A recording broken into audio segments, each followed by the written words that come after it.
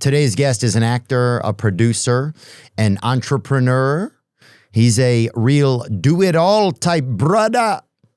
He has a new film out with Dave Bautista called The Wrecking Crew. Highly recommend it. Great action film. He's out the mud and the water. It's Aquaman. Today's guest is Mr. Jason Momoa.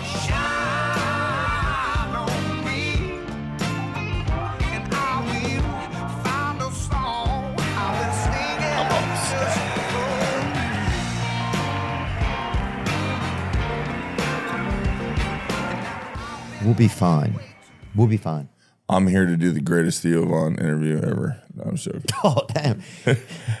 Actually, it could be it. I'm trying to think if we've had the greatest one. We had an Amish kid that was pretty great. Oh, wow. He's pure Amish, too. He's like, every now and then I'll sneak off to the creek and we hide a cell phone down there and we'll listen to a little bit of Def Leppard. That was one of the best things I ever heard. A little bit, pour some sugar on me. Yeah. Fuck yeah, dude. And I don't even think they have sugar, which is the craziest part. So just down there listening to songs about illegal ingredients. That's all they're doing, dude. Jason, thanks for hanging out, man. Thanks for having me, buddy. We met at the 50th, I think it was the 50th SNL. Yep. I just remember I was walking and then this big, like kind of, I would say semi-beautiful hand just grabbed me. This thing that definitely, and immediately I felt like I hadn't been in the gym. That was like my immediate feeling. And then it just like pulled me into like this orbit and it was like, hey man, nice to see you here. And that was it, dude, but it was awesome. It's just great to see you, man. Yeah, it made my day. You make people smile. You make me smile. So I'm like, when you see that, like, it was a bit of an overload there. It was a lot. And I feel like once you're talking, like when you're with Meryl Streep and Robert De Niro's and one thing, and then, I freaked out when I saw Chevy Chase. Yeah. Like, this older lady's like, come here, darling. You're the Aquaman. I was like, yeah. And she's like, Chevy, get over here. Chevy, get over here. I'm like, oh my gosh, this is Chevy Chase's wife. And then she's like, Bill, get over here. And I'm Who's Bill Murray. Oh God. Chevy Chase and Bill Murray. I'm sandwiched between them. And I'm just going like, this beautiful woman brought this together. Bill's like, who the fuck is this guy? And she's like, and so was Chevy. And he's like, that's the Aquaman. Our grandchildren love him. Oh yeah. But you just go like, there it is. Oh, that's cool. See, in my mind, I was sandwiched. Yeah. But right there, I'm a little bit more of the bun. Yeah, you seem like more of a bun. Yeah. Or like a nice rye or something, a pumpernickel. So, but we were, it was a crazy night, huh? Yeah, that was a lot, man. I met Hanson. Hanson was there. Yeah. They look like adult Hanson kids or whatever. Yeah, because what year are you born? I'm born in 1980. I'm 79. Hell so there we go. So we know what Hansons looked like when they were bopping it out. Yeah, we know the real Hansons. You know what I'm saying? Yeah. I just gave my son a cross colors. You remember that brand? It's like it was just this brand that I had when like Crisscross came out, and my son didn't know who that was. And it was the year. Was it the year you were born, baby, when it came out? 82. Yeah, I think 92? it was. I get Crisscross, cross colors. Anyways, I just gave it to my son, and I was just dating myself, man. But it was a moment. I've been unpacking my old stuff and giving it to my son, and he loves it because all that stuff's cool again. Yeah. Oh, that's a good point. Yeah, things come back around. Yeah. You grew up in Hawaii? I was born in Hawaii. Yeah. And my parents got divorced when I was little, and I moved to Iowa. But like, Bridges in Madison County, Iowa. Dude, Meryl Streep, Bridges in Madison County. Boom. One of my favorite books. The book and the movie, it's identical. It's like word for word. The movie's the exact way of the book. So. Yeah. Not that matters. So or I'm anything. like, graduated, Did you go to University of Iowa? No. I actually went to, we like to make fun of it, University of Southern Ankeny. I went to DMAC, Des Moines Area Community College. Oh. And then went to. And is that still open? It is, DMAC. And then I went off to get in-state tuition in Colorado. And I was living out in Colorado State, and I was working as a trail crew out there and working at Lee's Cyclery and Bazzetti's and all these different bussing tables and shit. Trying to get in-state tuition, trying to postpone college as much as possible, and then Trying to postpone it or stay in it? Like, well, just trying to get in-state tuition so I could, you could do go. wildlife biology there. But I went to school. It's weird because when I was in Iowa, I did marine biology. They have a place called Central Campus where all these different schools would go into Des Moines, and you would learn marine biology. And I'd have like a shark tank, and I had my own eel, and you'd learn about all these different things. And I always wanted to be a marine biologist. And we'd spend our spring breaks down in the Keys. So we get in a yellow bus, go all the way down from fucking Iowa all the way down to the Keys. damn, that's so far. Yeah, and we'd study with scientists. But I did that 2 years, get credit for college. But then I was gonna go like over summertime. I was like, I'll go to Hawaii. Since I'm Hawaiian, maybe I'll get a better deal going to college. And TV show came. That was it. And I was just surfing with my family, and a pretty big surf family. So we and then a show came, and I ended up getting it. And it changed everything. I was 19. And you were working, but they had the ant. Oh my God, that's him. Yeah, dude. Don't what? Get some lotion out to rub on the picture. Have some respect, guys. Dude, that's wild that you got to live. I was 19, man. That was crazy. My job before that was busting tables. Yeah, working in a surf shop. I bust tables, bro. I was one of the first busters to ever use creatine in Arizona, south of Phoenix. I was one of the best bus boys there was, I think, for probably about a 2.5 year period. Is that where you went to Arizona? I went to University of Arizona for 1 year, and then I went to some other schools. But, dude, I was so good at busting tables, man. Yeah, well, I would take all the food because I worked at a really nice restaurant. Yeah. And we were all, my buddies that lived together, we were just a bunch of climbing dirtbags. And I'd bring this nice pasta home because, if the couple didn't look too sus and they left their stuff, Yes. you just box that in and bring it home. And so I always had like the best restaurants pasta. Dude, I worked at a place called Dakota's Wine and Feed, and the guy there was taught, like, there was this perverted manager who would kind of teach us how to do, like, he would like kind of like oral sex on women, but just like in conversation. Anyway, that guy was a complete pervert, but I will not in person, not with a real woman, just he would like tell us young kids like how to do it and stuff. And we didn't know what was going on, dude. Like I remember when he would talk about it, all the pimples on my face would like explode at once. Anyway, that was beside the point, but they had very nice food there. And I remember if I'd see a couple, if they used their knife, that to me was like, oh, they're fancy. I can eat off of their plate. Yes. So if the knife was dirty, I would definitely take a little bit of that, like some cured ham or some specialty meats on there. And I'd get a stack of like some like special sandwich that was made of all types of stuff. Yeah, man. It was nice. That's back. Feeding the homies. Yeah. And back then, it's like when you're out of your mom's house your first time out, you're like, orange juice was like champagne. If someone had orange juice, I was like, oh my God, I haven't had orange juice in fucking, because it all went to beer and fucking booze. Yeah. Right? Milk, never saw it again. You left mom's house, like, fuck milk. And then it's basically water, beer.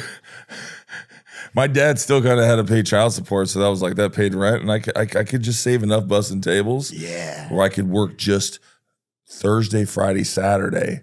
I'd go rock climbing and snowboarding. So it'd be Sunday, Monday, Tuesday, Wednesday, and Thursday I'd come back. So I had I had a little plan, And were you with like a certain group of friends from growing up, or was it just, is like still like a core group, or was it just guys? Yeah, there's one guy. I didn't have too many friends growing up, and I had friends, but like the true buddies, they're in my neighborhood, but they stayed there. There's one guy, he is my best friend to this day, godfather of my kids. He went out to Colorado first, so he was 1 year older, and then I went out there to be with him. And he's my best. Yeah, he's my best bud. So it was just us running amok. So much fun. Colorado is so awesome. It is. It was good. God, I love being out there. Is that the altitude always gets me so much, dude. I get affected pretty easily by the environment. It's got to be hard for you to go from Nashville to here because it gets dry. Like I just came from New Zealand right now, and last night I'm like, I felt sorry for my lady because I'm just like up wheezing, drying out, like just shedding a just skin in the bed. dry. I mean, it's summer down there. Yeah. You know what I mean? I got here and I was like, yeah. Yeah, dude, New Zealand is dude, I met people like, I'm like, what are you talking about? You're not using any letters. They have people there. It's like, I think that's Australians, but yeah, it is. Oh, we went to New Zealand. We had some shows down in Auckland, and we met Pete. It's just like, We met guys who like, it was like they had a sentence stuck in them. They just couldn't get it out of them no matter what. Like the people there that talked were just, anyway, it was just some of the craziest lingo I'd ever heard. But one of the most beautiful places, we went to, we got to meet Israel Adesanya down there because he lives there. Yep, Stylebender. Yep. And they were super nice to us whenever we went over there. But we went to the beach one day and they said you can only be outside of the beach for a certain amount of time because they don't have that much marine layer, or they don't They'll have the ozone layer. You get fried. Dude, I was like, it's so beautiful, but you got to go back inside. I know no one never told me to go back inside, but I mean, yeah, if you're sitting out there, you're gonna feel it. Like you just feel yourself cooking. Yeah. Like, yeah. Yeah, well, at a certain point, you should go in, I think. Yeah, you should definitely should. Or just stay out there and grill, maybe. So you went from Des Moines Community College, DMAC. Yep. And then you ended up over in Colorado. Yep, I went to Colorado and then went to Hawaii to just to kind of be with my father, get to know him better. And was he cool? My dad's great. My dad's he's awesome. But just I'd go there when I was young, like 8, 9, 10, like basically when I was young enough to comprehend it, bright enough to be with my mom, and then I'd go until like high school years. We had probably a bit of a falling out, so I didn't go too much. And maybe my sophomore, junior, senior year. So once I was like, I'm gonna go back, be with Dad, bury the hatchet, and see if I can get into college over there. And then, like I said, show came and changed my life, and then kind of tried to, telling my mom, like, I'm on this show, and she's like, what are you talking about? Like, my mom's in the same house I was raised in. Wow. So it was a She's like, what are you doing? Are you doing something with Satan? I know. She's like, oh, you're on Baywatch Hawaii? I was like, Mom, I'm like, it's not what you think. It's like a whole different spin on it. They're in Hawaii. It's not. And she's like, what? It's a whole different spin. They're in Hawaii. Yeah, no, I mean, Hasselhoff wasn't really on anymore, but they're trying to change it up. So anyways. Dang. And then I spent the next 30 years digging myself out of that hole. Yeah. Cheers to that. And here we are now. And so your mom is a white woman and your father is more Islander? My dad's Hawaiian, yeah. Guatemalan, and my mom is basically German-Irish. Is there a lot of beef between Hawaiians in Hawaii of like are there different kind of sects of like SECTS of Hawaiians, like different kind of like, or is it if you're a Hawaiian, you're Hawaiian? I mean, that's a good question. I wouldn't say it's like sex. Definitely, back in the day, there was different islands with different kings until it was united by Kamehameha. But not everyone loved Kamehameha. You could have been with Kahikili. You could have been different. You could have been with different islands, and that obviously to unite them, your family could have been murdered. So I don't think everyone sees eye to eye. But having said that, like we are, since we are a part of America now, like I think all those generations, our culture and our language was completely removed from us, like most indigenous races. And, really trying to get it back. And I don't necessarily think there's like sex to it. Right. Yeah. So there's not like, so people aren't like that tribal. I mean, the tribal about being Hawaiian. I'll tell you what, not as much as like if you were to compare it to New Zealand where there's, I don't quote me, but there's 200 plus different iwis, different tribes and Marais. So I met some iwis over there. Whereas the South Island, there's one. Like Naitahu's just one tribe on the South Island. The North Island has many. So it definitely has to go through a lot more. If you're trying to agree on certain things, like it's got to go through more people. So that's what you mean, yeah. Got it. And did your dad have is he like a very Hawaiian kind of guy? Very much so. He really? I mean, in the sense of like. Because there's so much pride in that culture. It's such a unique culture. Yeah, I come from the west side of Oahu. My dad lives in Nanakuli. Most of my family's like Nanakuli, Waianae, and then Makaha. And that whole west side is called Hawaiian Homestead Land. So it's like our reservation kind of thing. And so, but my father's very much a waterman. And in that sense. What does that mean? He likes to be out in the water? Or is that a specific job? Outriggers, paddling, surfing. He was a coach. And I mean, just a waterman as in knowledge of sailing, knowledge of anything out there. And you're Aquaman, which is crazy. Which is crazy. That's crazy. It is. And I've always wanted to. My family's very much some of the last living legends of surfing or of watermen is like my great uncle's Buffalo Keolana. Bring him up. See if we can get a gander at him. Buffalo Keolana, and Brian Keolana is an amazing waterman too, who's my cousin, and Rusty's a 4-time world champion. So I just come from the Keolanas. Oh, wow. That's Uncle Buff. Hell yeah, dude. Beautiful Hawaiian man, yeah. Yeah, I think I've seen him on the pictures of the bronzer at the tanning salon as well. I think I'll just say this: they're using his name, image, and likeness over there. Okay, it's Suntan City. I'll say that. He's facts. beautiful, yeah. Dude. That's awesome. Yeah, bro. I always wanted to, be with him. But that's kind of that's the family. And he still lives over there. He does, yeah. Wow. Yep. Oh, that's beautiful, man. Yeah, I just wonder, do Hawaiians feel like It seems to me like Hawaiians always feel like a responsibility to uphold their culture, kind of, or that they're Hawaiian. Like there just seems to be like a certain like level of respect that they carry about themselves with that.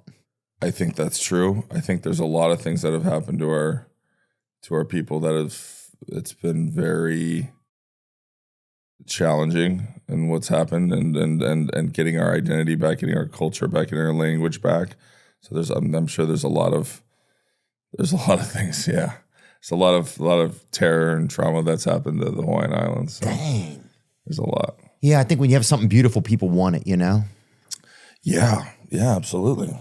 It's so nice over there, dude. I even remember one time I was drowning over there, and I remember being like, where else am I going to drown? Like, it was so nice. I remember looking back at the shoreline. Literally, I was snorkeling, and I wasn't doing well. I was losing. And I remember looking back at the shoreline, and I thought I was going to drown. And I was like, what, dude, where else are you going to drown? You know, you're going to drown in a Hampton Inn pool somewhere, like, you know, outside of Jacksonville or something? No, dude, this is where you do it, you know? And so there was almost this crazy moment of peace with just how beautiful it was there, you know? It's a really special place. Where were you at when you were drowning, man? I was in Maui. I didn't want to. Was there waves? Is it just because of deep water? Or There were waves, but it was you like. just got a little too carried away and you got too far out, maybe? Yeah, I went snorkeling and it was by myself. And bad idea, huh? Yeah, it's bad to do anything. Yeah, go in the water and do that by yourself. Yeah. And that's what I realized. It's fun. Yeah. It was kind of fun. And I remember I got out there a little bit and I was like, oh man. And then I would see the fish, but then the water would go down and then I would just be like, almost like trying to like not get on the coral or whatever, like being like that. Yeah. And then it would go back. It was just like, so it just got super scary. And then I was further and further out and I started getting really, really spooked. Yeah, well, there's just different rips too. Like, Yeah. Yeah. Yeah, I caught a bad rip. I think, every surfer, everyone drowns. Have you ever been in a drowning before out there? Very much so. No yeah. way. Yeah, I've drowned. And it's just, it's a beautiful teacher, man. The ocean's she's the ultimate teacher. So it sucks. Drowning sucks. Yeah. There's no way about it. Yeah. Yeah, R.I.P., you man. just see your slow death. It sucks. Everything flashes in and you can't move your arms anymore and you're going down and you can't breathe. That's when I used to smoke a lot. I smoke cigars still, but it took me a while to get back to it. But I used to smoke like 2 packs a day. I was pretty, just love, like roll. And then I tried to slow down and I'd be like, roll a pouch and then I'd burn a pouch in a day. Just rolling them yourself? I just love tobacco. And damn, I can't believe Aquaman was a damn smoker. That's inspiring, actually, dude. You can do anything, people. And that was the hard one to quit. I've done my fair hard. share of shit, but it's like, I think smoking was, I couldn't stop for my family. And then when I drowned and someone took my breath, I came out of that water and that thing died. And I tried really hard to stop many times and I came out and if I tried to smoke, I'd vomit. That part of me just died because it took my breath and I had to go through it. And then the reason I got saved is I actually hit the outer reef because I was over a half mile offshore. It's just, there's 2 reefs. So I was on the outer reef of Maui and it was doing, some coast paddling and I hit the reef and it just touched my toe. And I just bubbled down, grabbed the reef and just jumped up and then hit another wave and I just held onto the reef and waited.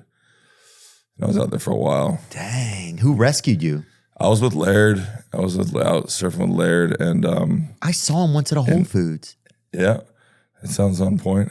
It's about on brand. Yeah. But and Dave Kalama and my friend Joe Flanagan. Yeah, but it was my leash snapped and I was stuck out in the middle of the ocean. So and it was just very windy and took the board and it was gone. So and smoking was done for you. Yeah, never smoked again.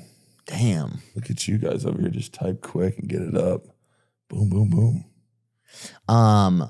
Yeah, I was looking at your new film. It's called The Wrecking Crew. I'm excited for you to see it. It's funny. I saw it. Oh, you did? Yeah. Oh, thank you. I've seen it, dude. I know the premiere was last night, so sorry I missed that. But no, I saw it on my computer. They sent me a screener of it. Oh, cool. Yeah, dude, it's great. And it's so beautiful. It's so nice to be able to you feel like you're in Hawaii for a while.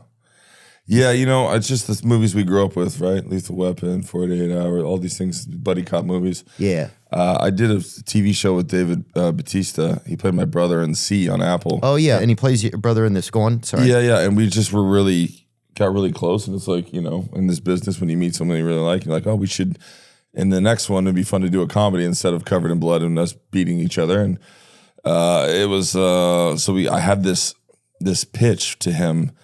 And I had it, now it's been for 2 decades. One of the first things I ever wrote is a pitch packet and told him. And then the next day he just posted it and put it out there and went viral. And what about you guys doing it together? Yeah, and then attached David Leitch to it and basically this is what we're doing. Do you like it? And everyone freaked out. And my agents called me going like, what are we doing? And the next morning I'm like, Dave, I didn't even know that Dave would do that. And Dave just did it. It's like me going that. Me and you were doing, twins. You know what I mean? It's just, they just put it out there. And fraternal twins too. Yeah. And people were like, I don't know. I don't know. People are like, this looks like before and after. Yeah. And so, anyways, and our showrunner Jonathan Tropper ended up writing it, and yeah, it's just a fun movie that where I want to do laugh a little more, and it'll make you cry, working out through family trauma, that kind of stuff. Yeah, it's never too late. Yeah. Yeah, there's some sweet stuff in it. It's the action is really great. I loved it. I mean, it's an easy movie to watch, and it's just super enjoyable, and it's a beautifully shot. It's just and it's just in Hawaii. You're just like, oh, if you can't afford to take your wife to Hawaii, take her to see this movie. That's the best pitch. Look, it's not bad. Did you spend too much money this weekend? Can't quite take her on vacation? Yeah. The Wrecking Crew. You're welcome. Look. Jason Momoa, thanks, bro. Just put a little cocoa butter on her arms and take her to see the Wrecking Crew. Tell her it's the same thing, okay? You got to tell her it's the same thing, man. Was there ever a movie role where you liked it kind of so much, or the environment that you were at you liked so much that you're like, I wish I could stay here. I wish this was my life, kind of? That's an interesting question. Where you just want to stay in that time period in that place? Yeah. Or even as that person, even. I don't think I did this show, Chief of War, that came out last year, and I think it was really cool because it's all about Is it on Apple TV? It's all about Hawaii. Yeah, it's like when they're uniting the kingdoms. But it would have been really beautiful to be in Hawaii before the white man arrived and just kind of see that time and place and see what our people were like, our ancestors.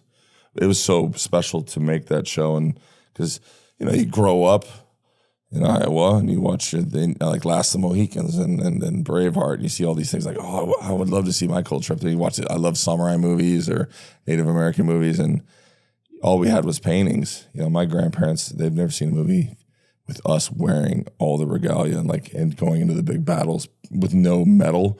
So it's fish. I mean, it's just brutal battles. The UFC.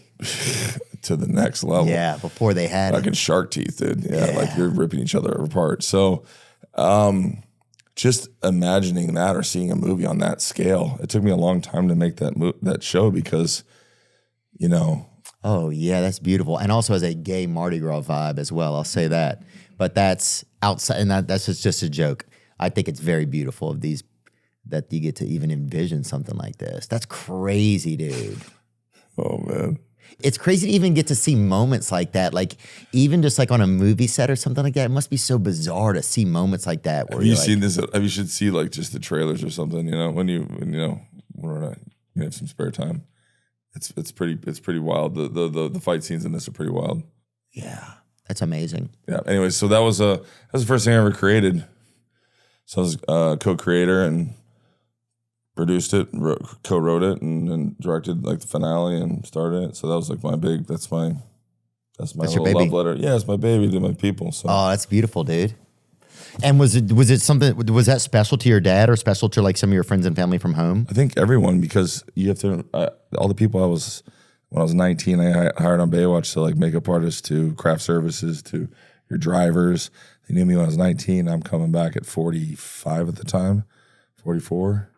and coming back and making something like doing Baywatch was just kind of shit. And then coming back and doing something that's about our people. Yeah. That's a real big honor, man, for sure.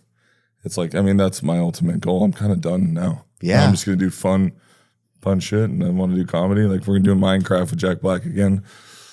So nice. Excited to do that. Thanks, buddy. Sorry about that. You're good, man. When you were doing that show, did you go to parts of the island and learn stuff about Hawaii that you didn't know before? Yes, but also like got to go and just scout and go to places I've never been, meet uncles and aunties and people who are just know so much about our culture. Like we had to learn. We had to do it. We did it in Olelo, Hawaii. So you did it in where? We Olelo, Hawaii. So we did it in our native native language. Yeah, native tongue. So all the other characters in here, I'd say half of the cast, it's all Polynesia. So you got to understand, like there's Maori, New Zealand, there's Samoan, there's Tongan, there's there might have been some Tahitian, but like all of us and Kanaka Maoli, which is us, all these different people who had their own languages, they had to learn this ancient language. So like everyone in there doing that is like, it's hard. It was the hardest for me, but I thought it would have been a lot easier, but it was very challenging for me. Yeah, the Tongans are tough, huh? Samoans and Tongans are, yeah. They're all tough. Who's the toughest one, though? I mean, I wouldn't fuck with the Tongan. Bring up a Tongan. I wouldn't fuck with a Samoan. So like, I'm good. Pull up a pair of Tongans. I heard you should never have just one. I mean, look at that guy over there. There you go. Click on that one. That guy on the right. Oh my God. That guy is doing something different, huh? You know what? We're all aloha, so it's nice. We don't have to fuck around. We don't have to get in a fight with a Tongan. Yeah, no, I'm never gonna. But that's wild. Just Polynesians in general, man. They're just like, oh, it's such a different breed. Dude, you know who I like? Filipinos. They're kind of like the comfortable Polynesians, you know? There you go, yeah. And they're the smiling people, you know? They are. And they're the last people that most people see before they die because a lot of them work in hospice care, which is crazy. When you think about that, imagine you're laying there and you open up a little and it's just some Filipinos, dude. And they're just singing something nice to you. I mean, it sounds nice. That's a portable Hawaii, dude. I just hope my kids are there and they're looking after me. But yeah, I'm going to put that shit on them. You put me in a home, I'm going to haunt your ass. I'm going to fucking haunt your ass. You put me in a home. Dude, I'm going to have my fans break me out. You think you'd be a good ghost, though, dude? There's another script right there. Me and you old, we'll just do all the old makeup. Yeah. Yeah? Just us in our dying ages in a nursing home. Yeah. Our fans break us out. And they break us out and then what? I don't know. Yeah. We go to a Comic-Con for the old time days. Yeah. And you interview them all. Yeah. We do like The Hangover. We just relive all the good times. Yeah, it sounds just like The Hangover. At least we'll go see it, man. It's just time that we all know that Prize Picks is America's #1 sports picks app and the best place to win cash while watching sports. The app is really easy to use. That's what I love. Just pick more or less on 2+ players and lock your picks in. That's it. That's my favorite thing. It's just simple. You pick more or less and it's specific. Now you got your guys in the game. And right here's my lineup for the big game. Tell me if you want. Look, I don't know what I'm doing, but you can even follow me on Prize Picks at Theo Von. And on top of picking lineups, you can now pick teams on Prize Picks. Pick the winner, total, and spread on the big game. Team picks are available in 30 states, including California, Texas, and Florida. Boy, God, where's the cops? And right here is who I'm going with to win the big game next Sunday. Prize Picks. It's good to be right. Play responsibly. You know, to me, the future of finances feels strange. That's why I like to cover my bases. And when I want to add more Bitcoin, MoonPay is usually the first app I reach for. You don't need to buy a full coin, and the whole process is clean, simple, and easy to understand. MoonPay has become a major partner of the show, and I've actually chosen to accept my compensation from them in Bitcoin. The Bitcoin lives in my personal MoonPay wallet. and it's fully in my control. Control de moi. No one else has access to it. With the US dollar constantly moving up and down, this felt like a smart way for me to diversify a bit and potentially get more long-term value out of the partnership. Just keep in mind, even though MoonPay makes it easy to buy crypto, you should always do your own research and understand what you're getting into. Crypto can be volatile, and there's always the possibility of losing money. MoonPay is a tool to facilitate your transactions, not a source of financial advice. Trade responsibly. If you're running a business on a clunky old phone system, then you know that isn't really good. It's like competing with one hand tied behind your back. And every time you miss a call, that's money left on the table. Thankfully, there's Quo, formerly Open Phone. It's the modern alternative, built to help you work smarter, build stronger relationships, and never miss an opportunity. Quo is the #1 business phone system that streamlines customer communications. No more juggling 2 phones or being tied to a landline. Quo works through an app on your phone or computer, so you can run your business from anywhere. Join over 90,000 businesses using Quo. Get started free, plus get 20% off your first 6 months at quo.com/Theo. That's QUO.com/THEO. And if you have existing numbers with another service, Quo will port them over at no extra charge. Quo. No missed calls, no missed customers. Me and David Spade just made a movie, actually, that's going to come out in like 2 months. Shut up. Yeah, we wrote it, funded it, everything. I love David Spade. Oh, he's the best, dude. Yeah. So I'm excited about that. Tommy Boy, one of my favorites. Oh, that was one of the best ever. Was there... That's just an old-time buddy, or you just were like, yeah? He and I became friends like 4 years ago, or 5 years ago, and we became really close friends. And then we started... We had kind of an idea, and we started writing it, and it took like a year. And then we decided to just self-fund it. And it was like a $4 million budget, I think. And then we got one investor.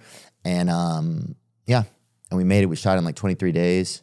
Wonderful. What's this called? It was exciting. It's called Bus Boys. It's about 2 guys who aren't doing that good. And one of them loses his girlfriend to a waiter at a restaurant. And so we figure if we can become waiters, then everything will be great. That's why you're so good at being a busboy. You're talking about like what we were talking about, like I channeled. Professional busboys. Yeah. Yeah. Yeah. I channeled. This wasn't, people are like, this is just whimsical. What are you guys doing? No, this is in me, bitch. You feel me? So yeah, I definitely channeled that. And David was a busboy too in Arizona as well when he was growing up. They wouldn't make me a waiter. That was my last job. Yeah, I was busboy at 2 places. I could see that. I think they wouldn't let me. They're trying to hold me down. Yeah. Oh yeah. Yeah. Dude, there's a glass ceiling. Yeah. I never made a waiter. Yeah, it's everywhere. Fuck waiters. Busboys are dope, dude. Busboys are dope. Busboys are dope. They're always the coolest. They're gonna have the drugs. They're gonna know where the shit's at. They're gonna have the drugs. You know, they're gonna have the bread. Waitresses. You know what I mean? Like busboys are dope. Yeah, who you gonna get extra butter? In with the dishwasher, like, you know what I mean? Yeah, who's got extra butter? The busboys do. Yeah, for sure. I love salt and pepper. Guess who's got that? Yeah. Let's go see your waiter do that. No, they're all fucking making more money than you. Yeah, they're off counting. They're usually counting their money. Not sharing somewhere. their tips is what they're not Type doing. shit, homie. That's what they're doing, dude. And who's got the extra salt? That you know what? I'm gonna tip my waitress less, and I'm gonna slip my busboy more. I haven't been doing that. I always say, "Where's the fucking busboy at?" I'm gonna throw him. I'm gonna throw the homies or homettes some fucking loot. Started at the bottom. It's all happened because of Reagan, because of trickle down economics. Who started trickle down economics? Bring that up. It was Reagan, wasn't it? Give it to the waiters. They'll give it to the busboys. That's not helping. I was just at the nurses' strike. The largest nurses' strike in New York City history is going on right now. Right now? Yeah. And I just came from it a little while ago. And it was awesome. I like strikes because it's like being in a parade, kind of because I'm from New Orleans. So it's like you're definitely partying. That a band out there. Yeah, but it's the largest nurses' strike that's ever happened in New York City. It's going on right now. Oh my goodness. See if you can play that real quick. There you go. Play it right there. They're from New Orleans. The band was pretty good. They played, actually they did Abbey Road. They did a whole album. Really? Which I thought was impressive, dude. Even that one where it's like, bang, bang, Maxwell's silver hammer came down upon his head. Yeah, they even played that one. And they only had 3 instruments. But yeah, I loved it. I really enjoyed that. My sister's a nurse, so I was like, oh, this is going on, dude. I'm out there. Now, did I think I would meet some hot nurses? Yeah. But a lot of them are men these days. Which doesn't mean they can't be hot, but I had a different bedside manner in mind, So anyway, moving on, Jason, you pervert. So yeah, do you get to points in your career? Because it is interesting to hear you say where you feel like you have some personal achievement or some personal success or something where you kind of feel like, okay, I'm okay. Does that make any sense to you? Kind of, because we're all trying to everyone's trying to feel like, we all want to feel some sort of. A lot of people want to feel some sort of success, right? I mean, I notice in my own life, what makes me feel like, okay, I'm okay for me, Oh, I mean, it's a very complex. I mean, there's many things I'm going through, and maybe that's just my age. Or I've been, like you were saying, trying to accomplish, get to a certain place, and just because even in those worst times and maybe not doing the things I really truly want to be doing, but I'm doing it to put food on the table. And then I get to the place where I'm actually like, wow, I'm producing, writing, doing all these things. And this is my dream come true. Why was I happier when I was in the fucking hole? Why was I happier back then? Is it just because it's nostalgic? Why? Was it because I'm still hunting? I'm hungry? I mean, I got to this place where I considered I don't have any more per se dreams as an actor. I never thought I'd get this far in the first place. You know what I mean? Yeah. The biggest dream to me was to make a TV show or a movie for my people, make a real, true, authentic Hawaiian story. I did that. And the comic book I always read when I was a kid, and I'm fucking playing him. Yeah. And then you're the video game that I fucking loved, I'm fucking playing him too. Yeah. And it's all these things are great. And then sometimes but you're not. Why do you not feel? Does that happen? You think even in career, you had such a great career. Does it happen even in careers like yours? Do you think that's just a human thing? I guess it's just a human thing. Yeah. Yeah, but I just try to have gratitude in all of it, man. Because I have so many friends that are maybe could be ill, sick, dying, and just so. I mean, I'm kind of the kind of person pretty high energy, and I'm really, really generally happy. I'm like Christmas morning every morning. I'm pretty fucking happy. I don't need coffee. I'm jazzed. Dang. And so I love morning. I love being up, and I don't necessarily sleep that much. So I'll probably die earlier. Yeah. But my days are filled. Yeah. They're going to be filled with freaking Filipinos as well, dude. That's for sure. If this is the rate you're going at. But I can't sit still. And I think if I don't have those things, I was pretty self-destructive if I wasn't creating and constantly doing stuff. So I think that's what gives me I don't necessarily think I measure it by, because I'm in this movie or this and this and that. I'm actually there's these little smaller things that I love doing. And staying busy. Yeah, but it's the things I really truly love. I'm an environmentalist at heart. So there's, I work as much as I can with different, it's all the things the little small things that probably no one gives a shit about that I give about. And it's trying to do those things that I really love. And it's not about being necessarily seen, but it's trying to help in certain things that I love and care about. Yeah. Do you think a lot of that stuff comes back to you more once you've kind of gotten to a certain level, or once you because life just kind of gets busy, in your 30s and 40s, life gets busy, right? And especially if you have a busy career like yours, or a career where you have to travel a lot, yeah. and it varies from place to place, location to location. I find that it just gets hard to focus on some of the smaller things that are more important to me sometimes. Yeah. So is it easier? Do you feel like it's easier now in your career to be able to have more time for those types of things? I don't have any time for those things. Yeah. I have a hard time saying no. So I say yes to everything. So, and I'm I work a lot. And so if someone comes in and I'm fully loaded, I'm I can't not say yes. And so I don't know. Here's the thing. I'm doing everything I love to do. Right. So I don't ever think of it as work. I'm just doing things I love to do. And so that's maybe the biggest honor of it all. And I think, that's why I want my kids now. They look at me, they oh, my dad does what he loves to do, which maybe I didn't earlier in my life. It was just make sure I can it was very worrisome earlier because, like I said, I wasn't on the best shows. Yeah, it's more It's survival. like people are like, oh, why don't you go do that movie or that movie? I'm like, I didn't have an agent. I couldn't get called. Like I couldn't get those things. And so now I'm in a good place. But I'm like, I'm making up for lost time. I'm like, there's so many things I want to do in this life. And so it's a bit crammed in. But I'm kind of doing everything I love. Yeah. I wouldn't say I'm taking care of myself the best, but I'm like, something's got to give. I'm like, fuck, that's why I'm this big. Burn this bitch down. You know what I mean? Well, if those are Filipinos, muscles, here we go. yeah, here we go, dude. Fire up the Feely truck, huh? Back them up, dude. Let them in the room. But what about you? I mean, like, dude, you're just blown up, and like in your time. I mean, how does it feel to you? Do you? I think this year I just recently started thinking, having a little bit more like, okay, I think everything will be okay. Like I'll be able to eat and have a roof over my head for the rest of my life. So I have a little bit more semblance of like, okay, what does things look like for like those around me? What are some other things that I can put my time into?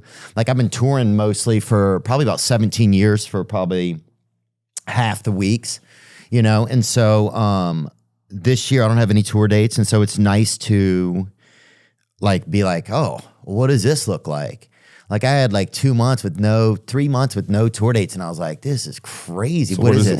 But there's still like a lot of podcasting, and there's still a ton of work to do with this, but it's not like I have to travel as much. So sometimes for the first time, it feels like my spirit even can be in like one place where it can like gather its thoughts. Yeah. You know, I feel like I've just been playing hide and go seek with myself for a long time, just even geographically. So having some more, having some more like solace and being in one spot is really kind of helped me just to start to get a look around me. Do you go stir crazy? Because we're such gypsy. We have to, our careers are a little bit, but so sometimes like, that's a trap for me. I know, but you're like, I'm like, oh my God, I would love to get some rest. Then you get like rest for a solid week and you're like, I gotta get the fuck out of here. Yeah, I gotta get the fuck out of this rest. I was like, my ass hurts, my back hurts. Yeah, and you're in a rest area along the interstate. You're like, this is insane. Like, do you get that where you're just like, oh man, I got to get out? Oh, for sure. But I think sometimes I got to be careful because that's a trap, man. That's just the devil trying to get me back out do you there. work with that in sobriety? Like, is like a thing? Do you have to do AA? Yeah, I go to AA meetings and I go to that stuff. It's been like, I've been in and out of sobriety for 10 years probably, mostly in. And so that's been good. Right. So, yeah, I like it just because otherwise, I just can't I'll do too much of the cocaine, to be honest, but I'll do too much of it. And so I just don't want to be, I don't want to be around it, I'll even walk and just look straight at the ground and see if anybody's dropped it sometimes outside. I'll fucking run right into something. What was that? Not an 8-ball, I'll tell you that. I just peeped this whole block. But yeah, man. Dude, I'll tell you this crazy story. So one time my friend and I didn't even know anything about drugs. My friend and I are going to my apartment. He was staying in town. He's getting out of the taxi. He dropped a little thing of cocaine into the taxi. When I'm getting out, I just see it on the thing. I pick it up and put it in my pocket. So he didn't tell me that he had ever done cocaine. And he'd been doing it, but he didn't tell me, right? And I just thought he was kind of itchy or whatever, because it was spring. And so we go in my apartment. He's like, hey, man, will you help me look for something? And I'm like, yeah, what is it? And he like wouldn't tell me what it was. And I'm like, that doesn't make any sense, but yeah, I'll help you, So me and him are walking around looking for something that I don't know what it is, okay? And then I kept sneaking off and doing the cocaine, right? So, dude, now... At one point, he gave up and went to sleep. I'm walking around my apartment looking everywhere for something, and it was the drugs I was doing. Oh, absolute insanity, dude. Absolute insanity, bro. So yeah, I mean, people can get lost out there. But yeah, dude. Did you ever read that Miles Davis? You ever read Miles Davis's biography? There's this great part where he was up in Harlem. And, at the time he's at the peak of his career, he had this Lamborghini. Let's just say it's like bright yellow. It's snowing outside. And he comes up to this spot and he's in Harlem, gets out, goes in, and he's coming back out. And he gets back in the car. And he got some drugs, comes back out, gets in the car, looks down, and he's like, fuck. Drugs are all the coke is all over the floor. And he's fucking freaking out. And then he thinks he's going to get busted by the cops. So he just gets out, goes back in, hides in his fucking closet, waits it out for a couple hours, sweating it out, and he's on the drugs. Yeah. Comes back out hours later, car's still there because they know it's Miles Davis. Open up the door, and all the drugs are gone. And he like clicks, and he's like, it was fucking snow on his shoes. Oh. When he got in and like totally lost his mind, like he spilled all the fuck. I was like, that's a good time. Yeah, dude. That was a pro story. That's a good time. Yeah. And he didn't drive, which is the best part, That's guys. the best part. Good job, Miles. October 21st, 1972, Miles Davis, never mind, wrecked his coke-filled Miura and broke both of his legs. So he took it for one lap. Jim Glickenhaus was the first person on scene. Miles was in the hospital for a long time and didn't play for almost a year. Dang. That'll make you quit doing drugs right there. That'll make you quit smoking, dude. That's his drowning near the reef right there. Dang. If my legs were broken, I could still do cocaine, I think. And I hate to say that. And don't say that to your kids. But so now you have children? I've had them, man. Yeah. Oh, yeah. Did you collect some along the way, or I didn't mean that, but did you have a family that you had planned, or was it just kind of like, did you sort of have children? No, I was married and had kids. Yeah. Oh, nice, man. Was it cool being a father? Like, was that like a scary thing for you? Like, it's actually funny. He's just got into. Oh yeah, beautiful kids. He just got into acting. They've been acting and doing. Wolf is his name? Place. Yeah. Oh, Wolf. that's a cool name. Nakoa Wolf, but he's gonna be in Dune with me. Dune? He's Leto Jr. Dang. So he auditioned on his own and got it, and he killed it. Was he man. geeked? Those guys grew up watching me. He was sitting on Affleck's lap, and she's sitting with Gal, and we're doing Justice League. They were like 6 and 8. Wow. When I'm doing Justice League, they grew up on set with me, so so it's so much. So other it's like world. he was in a Batman outfit for at least 5 years. Like the kid loves all that and loved Dune, and so yeah, my babies are. Lola's a singer, so she wants to continue in music, and then Wolf wants to do acting. So, which I was it's just such a gnarly business. So I'm like, go be a doctor. Use your brain. Yeah, and go pay these nurses, doc. Actually, it's the hospitals that aren't paying them. But yeah, dude, that's got to be interesting if your kid wants to go down that road. But then you'll have a lot of experience too, and you'll be there to help him be supportive in that way. Yeah. And he's doing it. He's young, so he can try it out. Yeah, absolutely. Yeah, guide him. You got kids? No, I don't have any kids yet. I want to get some kids. I want to. Sorry, I would like to have children. I'm not trying to get some kids. No, I want all kids to be free if they're not. If I don't know them, oh man, I don't want to know them. That's my rule. If I don't know kids, I don't want to know them. People are like, hey, I want you to shoot my kids. I'm like, fuck no, I don't want to meet your kids, dude. People are perverts, man. These politicians. Anyway, what else were we talking about? You got a special lady you're with right now? No, I don't. I get that. That's you're another a free thing. bird right now too. What's that? You're a free bird. Free bird, yeah, but I would like to have a spouse. I would like to have a woman spouse too, and I would like to, I would like to have that, man. So it'll happen. It's just like I think for one too, I've just been going all the time. It was like I'd be like dating somebody and I'd be out of town for a while, and you come back and you're like, oh shit, I forgot about this, and not in a bad way. It's just like my brain was somewhere else. Yeah. It's hard for me to focus on stuff sometimes. So. I think I just feel like more of that semblance of like, okay, now this maybe could be more manageable, but I got to change some of my own ways and stuff like that a little bit too. And be more purposeful. I think about just different prayer and different things like that overall, So you come from a big family? You got brothers, sisters? Yeah, I got 3 siblings, and one of them is married. You're a baby? I'm the middle, one of the middle kids, 2 boys and 2 girls. Yeah. So we got a good little group. Yeah. But yeah, nobody in my family can swim that good though. We're not big, land people. Yeah. If you need us, we'll be on the land, That's our motto, dude. That's our family motto. I'm going to get it tattooed on my brother's When you were in back. New Orleans, what kind of sports were you into? What Basketball. Dude, is it true that that they have the team called the Tall Blacks? Yeah. Is that true? The basketball team in New Zealand is called the Tall Blacks? Yeah. That's freaking amazing, dude. We got, Yeah, in New Orleans we have some of the players are kind of thick over there, you know? So we got the round Browns over there. That's our team. No offense, Zion Williamson, but his weight does fluctuate. And he's cost our city a lot of money. But what is this? Yeah, that's the New Zealand All Blacks? I don't know. This is a bunch of Ben Simmonses. They got maybe 1.5 brothers on this team, dude. And but hey, that's awesome though. Good for them. You a big basketball fan? I like college football. It's probably my favorite. College football. Who's your team? I'm a Tennessee and a LSU guy. Yeah. So those are my squads. What about you? I don't do college football that much. You didn't get into it with your size? I'm sure they were like, get out here. I was hockey. Really? Yeah. You were a goalie? Soccer. No, I was center. Nah. But I love soccer too, man. I was play soccer, but then I was a skateboarder. You know, what I mean, like they all want you to get into wrestling. Yeah, that's weird. That's weird. I haven't had. But if you're a surfer, that makes sense. Yeah, no, I just grew up skating. I wasn't always this big. I mean, like I was, but that's what I was doing when I was little, and took that into high school. But I love skateboarding, and then surprisingly, my main love is rock climbing. Yeah. So I traveled the world rock climbing, and that was kind of my thing. And did you ever go rock climbing with Sharma? Jared Leto?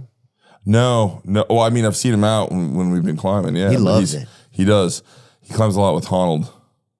Alex Honnold? Yeah. Oh, cool. Yeah, he climbs a lot with him. They do like El Cap and all that kind of stuff together. He took me to a party here one time. I just remembered in New York, and everybody was kind of dressed like they looked like different birds and stuff. It was pretty crazy, yeah. And there was no air conditioning in the place. It was like fancy.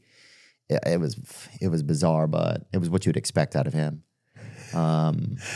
Yeah, that's people out on the rock right there. Yeah, rock climbing's pretty amazing, isn't it?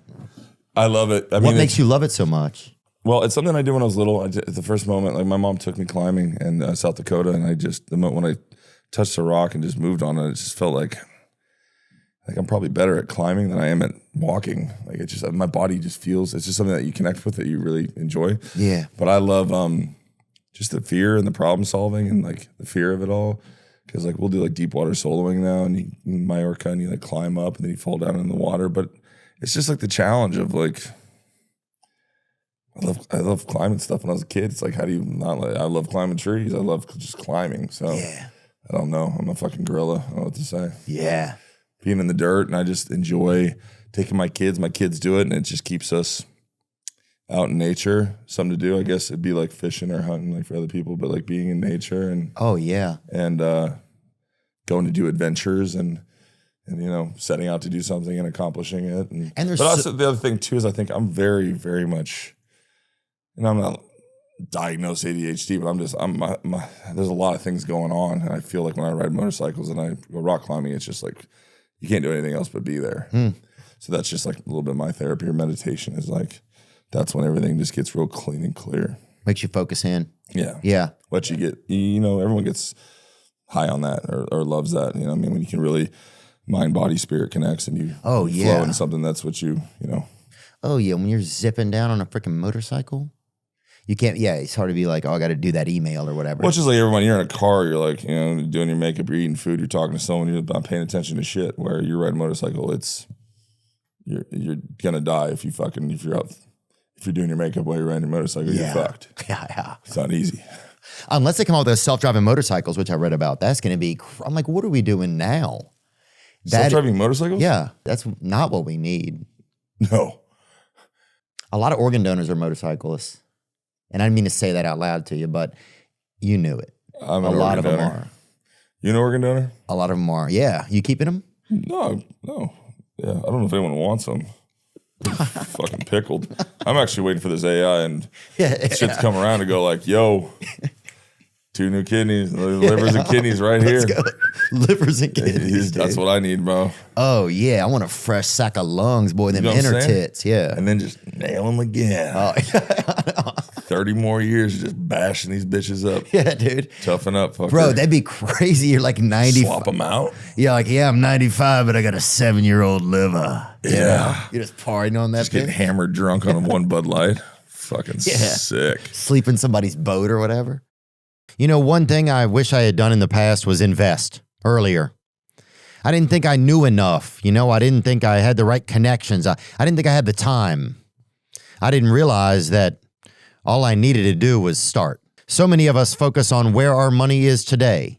Acorns is a financial wellness app that cares about where your money is going tomorrow. Acorns is a smart way to give your money a chance to grow. That's all it needs is time. Acorns is easy. You sign up in minutes and start automatically investing your spare money, even if all you've got is spare change. Acorns grows with you. Sign up now and join the over 14 million all-time customers who have already saved and invested over $27 billion with Acorns. Plus, Acorns will boost your new account with a $20 bonus investment. Offer available at acorns.com/Theo. That's acorns.com/THEO to get your $20 bonus investment today. Terms and conditions apply. See acorns.com/terms for details. Paid non-client endorsement. Compensation provided incentive to positively promote Acorns. Tier 2 compensation provided. Potential subject to various factors such as customers' accounts, age, and investment settings. Does not include Acorns fees. Results do not predict or represent the performance of any Acorns portfolio. Investment results will vary. Investing involves risk. Acorns Advisors LLC, an SEC registered investment advisor. View important disclosures at acorns.com/Theo. Earlier this year, I had a friend that passed away, and there was fundraising for him, to help have finances to take care of his family moving forward, to help with some things. And fortunately, he also had a life insurance policy. Because you want to be able to make sure that just tuition, childcare costs, mortgage if you have one, things like that your family will be able to go on with some comfort. And that's where Ethos comes in. Ethos is an online platform that makes getting life insurance fast and easy to protect your family's future in minutes, not months. There's no complicated process. It's 100% online. No medical exam required. You just answer a few health questions, get a quote in as little as 10 minutes, and you can get up to $3 million in coverage. As of March 2025, Business Insider named Ethos the #1 no medical exam instant life insurance provider. Protect your family with life insurance from Ethos. Get your free quote at ethos.com/Theo. That's ethos.com/THEO. Application times may vary. Rates may vary. When you, what else was I going to ask about? Oh, what made you and Dave Bautista become such friends, do you think? Well, we do a lot of action, and when generally there's not a lot of big guys that are good actors and do action. It's kind of a rare thing to have all of them. And I think Dave is a phenomenal actor, and I really wanted to fight him and see. And I was like, dude, I would love to go toe-to-toe with him. And it's just kind of like, yeah, I respect him. And then when we met, we're very different, but like super, there's no ego. There's no we're very supportive of each other. We understand the story. Like, it's just a wonderful, when you find an acting partner that you're there for the story instead of like your career. A lot of guys, a lot of famous dudes can't bleed or can't get hurt. I'm like, fuck, I die in everything. Like, my kids beg me not to die anymore. Yeah, I'm like, that's how you fucking eat. I'm like, you're not gonna die again. I'm like, everything. That's how you have your life. So I'm not afraid to do all that kind of stuff and bleed. And I think Dave likes to get down and dirty too. So, but he's just a really great guy. The reason why we want to do it again is because it's just a good working relationship. Yeah, his acting is great. Yeah, I saw him in Blade Runner, and I just thought he was phenomenal, and it was so subtle. He's very just like the opposite of me. I couldn't be subtle if you tried. Like, it's just. I thought you did a great job in this movie, man. Thanks, bud. Yeah, thank you. I don't know if I even pay attention. I guess it's like if you're not paying attention, if you're not noticing the acting, then it's great, right? Isn't that kind of the usual kind of? Isn't that usually kind of the thought? Yeah. If it's not tripping you up, yeah, it's great. Do you feel like it's gotten easier to act over time? Like, do you start to just understand it better? Does it become a little bit more like a muscle? What is that like? I just think I'm getting chances to do it now. Like, I've never even been in a rom-com. Like, my first comedy was last year with Jack Black doing Minecraft. So, like, it's just now finally catching on that I can do other stuff. Yeah, I'm not just getting my ass kicked and dying all the time. Yeah, you're not just a bouncer who's freaking Well, going to the salon or whatever. Yeah. I think after like Game of Thrones, like people didn't know what to do with me. So it's like you didn't speak English. So there was like, what the fuck do you do with Drogo? We're like, who are we gonna put as that in that rom-com? Drogo is, I mean, he's handsome. Like let's get that motherfucker. I hope he speaks English. Like he's French. You know what I mean? Like, what are you gonna So this is hilarious. That's great. Have you ever get to spend any time with Jack? I haven't gotten to spend any time with him. Man. So funny.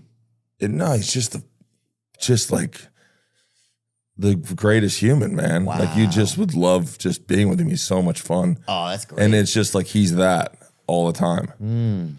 You go, after work, we go eat together. And like I just like people who they don't act one way and then and then there's when someone work's different. over, there's someone different. Yeah. Like I wear my heart on my sleeve. This is exactly who I am. This is what you're gonna get. Here we are. Yeah. Do you ever get people that confuse you for people a lot? Because I'll have people come up to me sometimes and they think I'm Tony Cavallero. Do you get people like that sometimes, I think? Or even like this, like if you walked in downstairs, somebody might think you're Joaquin Phoenix downstairs because how he did that Letterman. Remember? Pull up Joaquin Phoenix on Letterman that time. What? See if we're close or not. Yeah. Oh, that's pretty much it, bro. There's my twin brother right there, dude. If you were Joaquin Phoenix today this whole time, Bro, put these on. if you tell me you're Joaquin Phoenix, bro, it's going to get crazy in here. Oh, wow, huh? I'm fucking blind. Yeah. Oh, yeah, dude. Those are, yeah. Oh, yeah. I wear this so I can see. Those are prescription. Yeah, no, I wear glasses. Dude, I wear glasses. Yeah. Mine are downstairs. My eyes are going I bad. just can't do contacts. I can't put them in, man. But I'm not putting a little thing like that in my eye, like a little sight. would you ever get the little surgery? I don't think I would. I don't want somebody going in my eye I don't want that. while I'm laying there like some pedophile. I don't think you look like that guy. But do you know who the Dancing Outlaw is? that guy that does that the Tennessee two-step guy. Yeah. There you are. That guy. What's his name? Yeah, Jessica. You get Jessica White? Bro. Dude, you could totally play Jessica White. You could. You, dude, not me. Oh, I thought you were saying you look like him. No, man. Pull up the one where he's got no beard. That one in the middle. Dude, that's you for days, bro. You talk about. God. Listen, I said nice things about you. I know, dude. This guy. No, you don't get Jessica White? This guy is a fucking listening to methadone all day, which is a band. But it's only, I'm joking. It's Okay. not. All right. My bad. No, that's okay. Is there any recent, is there a recent interview with Jessica White or did he pass away? He passed away. Damn. You should listen to the way he talks. But it's probably because you guys, maybe it's because you sound familiar. No. That's him? No, that doesn't look like he looks like Hunter S. Thompson right there. Yeah, that is not. No, that's not. No. Yeah, it says Jessica White. Yeah. Wow. But he's dead now. That's Kid Rock. You ever interview Kid Rock? Yeah, he lives in Nashville.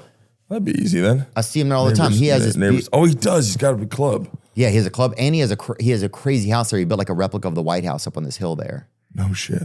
It's insane. Wow. It's insane. It is, and he collects a lot of cool stuff. Bob is his real name, but he's a super interesting guy, and he's really nice too. That's his house right there. I think, holy shit. It's crazy, bro. Oh. And it's got a lot of Kid Rock stuff in it. Nobody's a bigger fan of Kid Rock than Kid Rock, dude. And I feel like is he doing new albums? Yeah, he still does stuff. Yeah. He has a Rock the Country. Okay. Pull that up. I think it's called Rock the Country that just came out. A new tour that just came out that Ella Langley's going to be on. Jason Aldean, Hank Williams. There you go, Kid Rock. Wow, there you go. Jason Aldean, Blake Shelton, Jelly Roll, Creed. Under sunlight. Dude, I could see you play Scott Stapp in like a biopic or biopic, whatever they call That's it. you getting me back at that, Jessica White. Yeah. I deserved it. I apologize. Dude, you know what? I used to love Soundgarden, dude. Of course. Yeah, man. What a legend. And I feel, was that them? Shit, maybe I don't know who they are. These are the eyes of disarray. Is that? No, that's not. Would you even care? Down. Is that? And I'm feeling. Isn't that Oh, Pearl Stone Temple Jam? Pilots.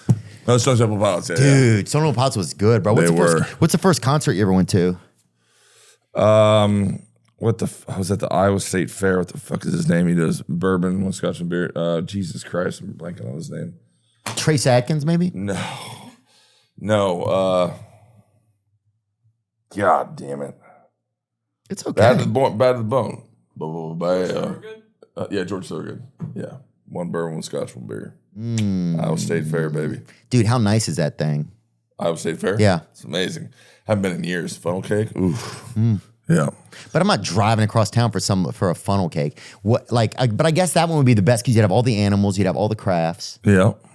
And the big rides. I had a good time there when I was growing up. Yeah, I guess people did. I couldn't walk around there now. I'd be fucking screwed. There's no way. Yeah, you'd have to hide. You have to dress up like something. Those days are over, man. But it's your size. Do you have to disguise yourself as something unique if you're out in the public? Like if you're in, there's no way I'm gonna hide. you could hide. I can't hide. I mean, I'm in a flannel and a hat. It's about as hiding as it gets. Aside If you from got a the bag special over my head. outfit. I mean, you mean if I go out as like Boba Fett or like fucking with a helmet on, like Iron Man? No, dude. I mean, I could hide if I had a helmet on. Yeah. Yeah, if you wore like a football helmet or something. It was, That'd be crazy. I was in Jordan one time. We were shooting Dune, and I wanted to go see Petra, and I got all wrapped up, and it was great because I to walk through there. There's tons of tourists, and so I did the whole full wrap and everything's on, but it was hot, and just a little bit of my triangles are sticking out, and we're walking through, and this girl just like kind of sees it, and she goes, and I'm like, shh. But this fucking thing gets me in trouble more than anything, man. Because is that like a this Hawaiian is a cacao, tattoo? yeah. This is basically tapped on, and I have one that goes on my head, goes right through there. And how do people earn? Do you earn them or how do you get This it? is like a family crest. Think of it like that. It's like the guardian. This is the shark, and this is for protection. Those are the ihe, the spear. This is the mono, the shark. So basically, when I'm in the water and we're snorkeling, the shark knows to go to you because you're white and I'm Hawaiian. So it's like, this is what just lets them know. Yeah. That's fair. Yeah. I got to get something. You just roll with me. I'll be like, no, I'll point it somewhere I'll else. be on your back. Pointing out the directions that You ever way. seen any sharks? You ever seen anything? I went swimming with sharks one time in South Africa. We're in a cage. Have I ever seen Like any? big great whites? Yeah. Did you see a big great white? Oh, yeah. One came and so there were these two round cages off the boat. And since the edge of the boat's like this and you have two circles, there's a space in between the cages right up against the boat, like because it's two circles. Yeah. And one of the sharks got stuck right in there and he was absolutely going ape shit. And then another one came up and put his snout like in the cage. And I got to touch the top of it, pat him on the head a little bit. Pretty cool. Yep. That old Doberman touch I put on him.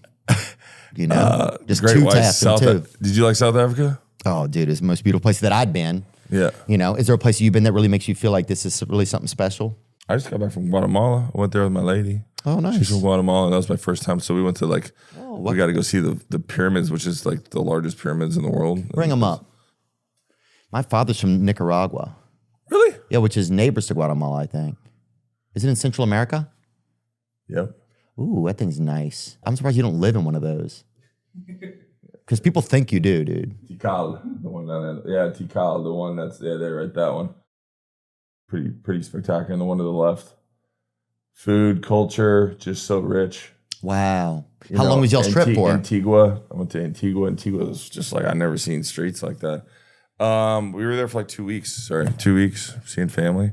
Getting to be with the parents and the family. Yeah? See if they like me, The fucking gringos coming in. Oh, yeah, huh? Yeah. But you weren't the gringo, though? I was. To them, huh? Yeah. Wow. Dude, it's I good. got white blood in me. It's good. Yeah, that's a good I point, say dude. German blood, yeah? Yeah. Don't bring that and fucking... Irish. Don't bring that honky blood around here, Whitey. That's the kind of shit that I hear all the time. But they love me. So They did? I'm in. Yeah, I got 2 thumbs up. Did you get a written review or how did on the plane ride home she I read? could see it in their eyes. Yeah. And I could feel the temperature. The aunties were cool with it. And the nieces and nephews love me. The dad's amazing. I mean, I love her dad. We went to go see him play. He's a musician? He's probably one of the biggest Latin. He's definitely one of the biggest Latin musicians of all time. Yeah. Really? Yeah, Ricardo Arjona. Let's bring up a picture of this man. He's got. He's your father. This could be your father-in-law. Yeah, he's doing Or your stepdad. Times Square 2 nights in a row. Ricardo Arjona. Ricardo Arjona, yeah. Seca is his new tour. Seca? Yeah, means skinny. Ooh, Ricardo Arjona. Yeah. God, I want to be something like that. He kind of looks like my older brother, right? You and him? A little bit, right? Oh, yeah. You can see it. That's what's up. If I were Latin, but Yeah. I'm not, I'm Hawaiian. And he's probably the biggest Guatemalan in history. He's very tall? He's like 6'5". No way. You can't even tell from this photo. I know. They should say that on the poster. First of all, they should have a poster that says, hey, come see a 6'5" Guatemalan. And he's Dude, I'd pay $40 to go over and see that. he's got 2 nights in a row at New York Times Square. I think he'll be playing Nashville too, bro. Really? Yeah. Dude, if he is, I'll make sure to go and watch him. Yeah, but he'd be right I'll go on the show take too. I'll take I'll take a Spanish girl out there on a date. You're Ricardo definitely Arjona? gonna meet some Spanish nurses. That's a place to go. Yeah. How do you say nurse in Spanish? Bring that up for me, fellas. Enfermera. Enfermera? Ooh, see. Enfermera. Enfermera. That's what I'm going to say. That's where it's at for you. Yeah. They take care of you, love you. That's what I'm saying, dude. Yeah, man. Yeah. There were ages when I was like, yeah, I'm going to get, I want to find a model or something. And now it's like, and I'm getting older. I'll take a nurse. You've had all the models. You know what I'm saying? I don't know about that, but I just have like, yeah, you got to think ahead, you know? Yeah. They're gonna take care of you. I don't know if models are gonna take care of you, but nurses take care of Dude, you. no, a model's not going to take care of you, dude. And she's not going to feed you anything because she doesn't eat anything. What are you going to do? Just both sit there and suck on an empty bottle together? And she's lazy anyway, probably. Anyway, sorry. What about this guitar, dude? I saw you brought this in. Well, yeah, because we were both tired. I was gonna take a little nap because I didn't want to suck on your show. I appreciate that, man. Yes, I'm probably like a solid 6 right now. I'm normally a 10, but we had the premiere before I came to Theo Vaughn, which was a big accident. Yeah. So anyways, I was downstairs at Chelsea Guitars. I found this at 59. And it kind of went like, got a little bit of that watermelon color to it. Yeah, it's beautiful. Because it's usually cherry, right? Yeah, and then it fades because of that paint they used back then. But Really? it doesn't have the original pot, so it's kind of cheap. And then, I'll put some new pickups in it, and it'll be back to new. Are you a collector of guitars? Or I am. I'm a big fan. I got a band. We're gonna go play Dubai here on the 28th.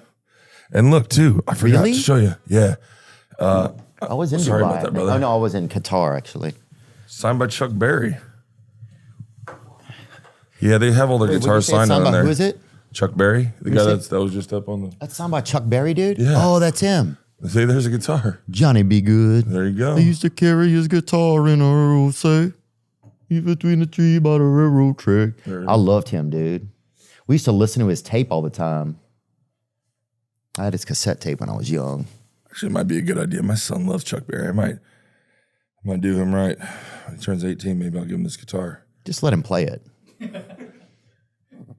You keep it. He just booked a role in a movie next year. Like, he's doing fine, okay? He can get his My own. love language is presence. I'm He can get his horrible own at stuff it. now. Are you? I am, yeah. Oh, that's pretty cool. Yeah. Oh, I heard that you were working with a water company. Is that Yeah, true? I started this company called Manalu. Manalu? Started 8 years ago. I was on a flight, and you're flying over on the plane, and you see a Coca-Cola in an aluminum can, you got beer in an aluminum can, you got sparkling water aluminum can, and they give you those little shitty Dasani water bottles with a cap, the label, and then there's like 3 different types of plastic on it that we can't recycle. It just goes into our land, it goes into our landfills, and I'm a father. I don't want to see plastic. We don't need single-use plastic. Generally, I carry my own water bottle when I go to the airport. You fill it up. 8 years ago, they didn't even have aluminum for water. So I went to Ball, the people who make those cans, and I went to the aluminum company. I said, I'm going to make a water bottle with you, a water without aluminum cans. And they're like, we're not a, here, you hand it to me, baby. We're not a This is it? water company. I was like, well, you are now. I'm Aquaman. Let's do this. So we set out to do it, and then we ended up making the first screw can and went back on. And so we made Manalu, and then it changed. Well, now it's got we put our movie on there. Oh, great. So we put the labels on there. But see how it's got Manalu printed on the top. And so once we kind of stopped single-use plastic, and now, because at the time I went to Dasani and I went to the blue and the red guy, Coke and Pepsi, and I was like, would you do this? Would you make the aluminum? They're like, it doesn't make sense to us because it's easier to do plastic. But anything that's in plastic is just leaching in there. It's just poison, man. You don't want to be drinking out of plastic bottles, man. Yeah, that's what I think about a lot of times, especially now with people talking about all the bad stuff that's in our food and our water. Yeah. It's become such like a, such a talking point right now. It's I've thought a lot about how do you find water that isn't, because most of the water is in plastic. Yeah. And even if you look up like what's the best water that doesn't have plastics in it, they won't even really tell you. It's all these like kind of gimmick videos that lead you to buy certain things, usually to buy water purifiers and stuff. Yeah. But I mean, the idea is just to go, so now we kind of changed it. Now that they are making those, we made a circular system. So we're now on an olive powered by Boomerang, and it's pretty cool, man. Like the idea is to be starting with Hawaii mainly is to be like in hospitality. So you're in hotels, hospitals, schools, where imagine just going to your room and you got a crate, like a milk crate, and there's all your water in there, and you drink it and you put it back. And then down in the basement, there's a machine. It's a circular system. It sterilizes it, fills it with your natural local water source, and puts the minerals back into it and cleans it and makes it so it's fresh water. It's not packaged up. There's no emissions. It's not sitting in some crate in some warehouse in plastic. Stagnant dead water. It's fresh water always. And if there was a COVID or anything like that, each hotel would still operate. The water still operates, right? So you can still have fresh water, and it's just bottled up. Think of it as like you go into a restaurant, you eat with their plates and their fork, and you're done. You leave, you come back, you're not gonna take shit home. It's just a container for it, and so it's constantly reusable and recyclable. So you're cutting out waste. Now the idea was just to cut waste, so because even when you're having the aluminum bottles, you still got to recycle those. And so it's just the idea is just to either, if you're not carrying your own stuff, it's pretty cool that you can go to a hotel and you know that not only are you not doing waste, it's getting recycled. So it's a full circular system. That's incredible, man. Just to kind of get rid of just to cut all that shit down, because it's just absolutely ridiculous. Yeah, when you think like about the idea of like taking shitty water, putting it in plastic bottles, shipping it to a place like Hawaii, which has the best water in the world, we drink it, and then the shit ends up in our ocean or a landfill. So it's the dumbest thing in the world. I'm going to try to do that in Hawaii first. So, I mean, obviously we're self-contained planet island Earth. We didn't need anyone. We were self-contained at one time. So if we can just do that with all our tourism, and people come from all over the world, get married, and they get to see what they're doing. And each hotel, so we have all different hotels, Four Seasons and Twin Fin, all these different places where it'll have their label on it.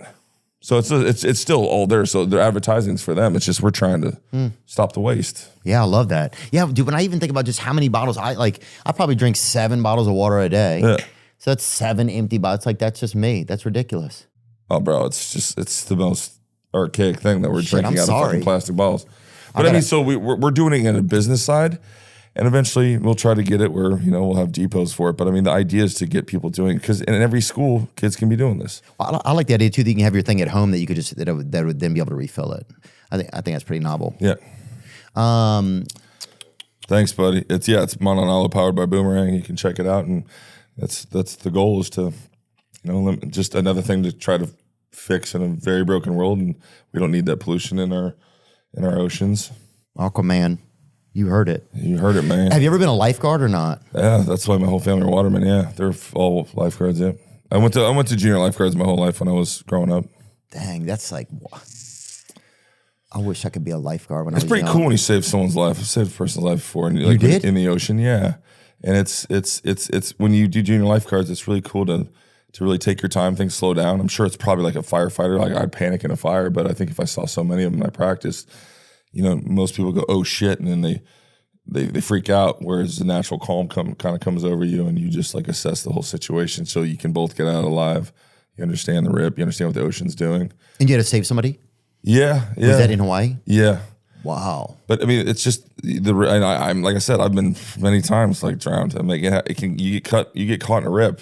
Yes. It's taking you out. You're not going to beat the ocean, and you can literally I've been at Pipeline, a leash snapped, and I'm literally 8 feet from the shore, but it's like a river going by, and you're swimming, trying to get in. You're like, it's 8 feet, and you're just getting burnt out. Yeah. And you're like, there are cameras everywhere. There are people right there. I could yell for help. And I look like an idiot. I'm going to drown in 8 feet of water. Yeah. And if the current's it's just, that undertow is just pulling your feet out and it's going to exhaust you.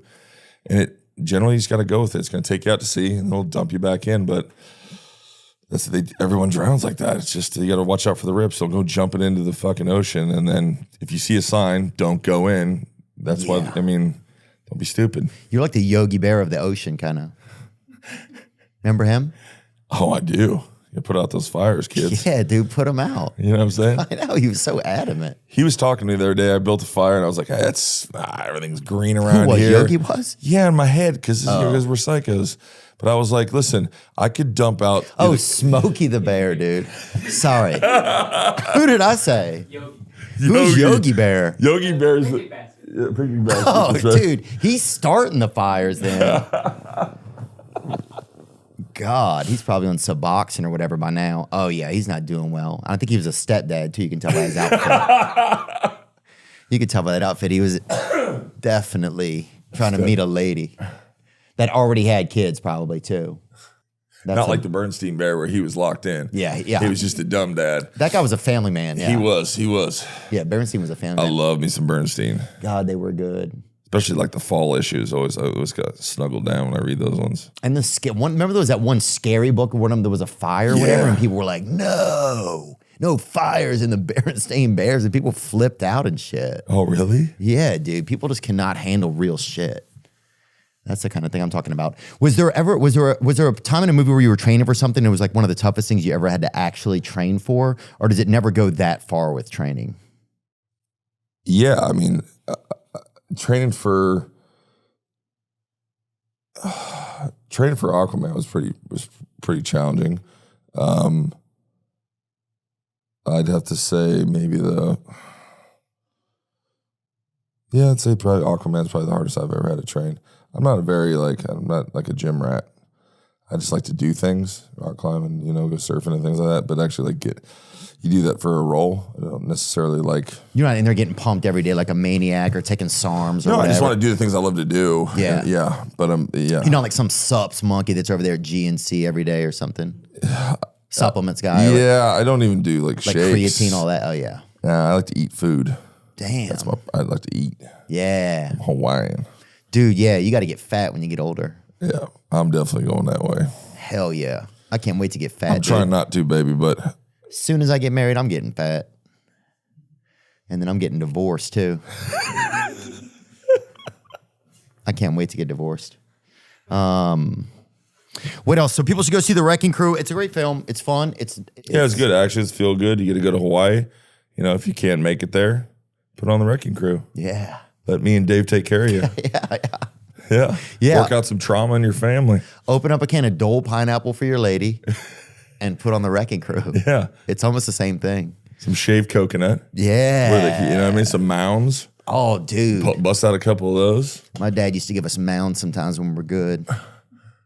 Not a lot then, huh? Not a lot. Not a lot of mounds. Yeah, dude. Thanks so much for taking time. I know you had a long day, man. I know it's like kind of a pain in the ass. And it's not, man. I don't do podcasts that much because I always get in trouble. So you're my second, and it was wonderful. And dude, it's awesome to meet you, man. Yeah, it's a pleasure, man. Thanks for all the awesome entertainment. And thanks for just sitting and sharing some of your experiences and story with me. There's one thing too. The thing that you have with, oh my goodness, David Spade. Mm-hmm. When we were at the 50s SNL. He was there. Yeah. So I saw him when we were there. My daughter is like a massive, massive fan of Brooklyn Nine-Nine. So Andy Samberg's like her dude she loves the most. So I saw him about last person I'm leaving. I see him and I go, dude, my daughter loves you. Can I please get a picture with you? And I send the video to my daughter. And I said, hey, listen, if there's anything, I'd love to do something with you. About 3 weeks later, he pitches his story in Hawaii. It's amazing. I laugh my ass off. We instantly sell it. I'm going in 2 weeks to go shoot it in Hawaii. No way, with David Spade? Fucking year later. No, with Samberg. Andy But Samberg. yeah, but I'm just saying it's the same thing where you've just like-minded friends. I see what you're saying. Yeah, just friends and buddies meet in the comedy. Like I've never met him before. It's just through my daughter. But you see something and you're like, dude. And you make a friend. But like I'm saying, you got anything in there and you want to, You see me, you see like, oh, dude, Momoa would be like, oh my gosh. I'm gonna think of something It'd be good. fun. It'd just be fun to be in it. You know what I mean? I'm gonna think of something good. You're Paul Bunyan. And I could be the Blue Ox, bro. You could be Paul Bunyan. I don't know. Babe. Yeah. I'll be Babe. Yeah, you'll be Babe the Blue Ox then. And we got to find somebody to be Paul Bunyan. I'm going to be the brother that's on methadone. But we'll figure it out. We'll figure it out, homie. Jason Momoa, thanks so much, man. Thanks Go for see the having me, Wrecking Theo. Crew, guys. Now I'm just floating on the breeze, and I feel I'm falling like these leaves. I must be cornerstone.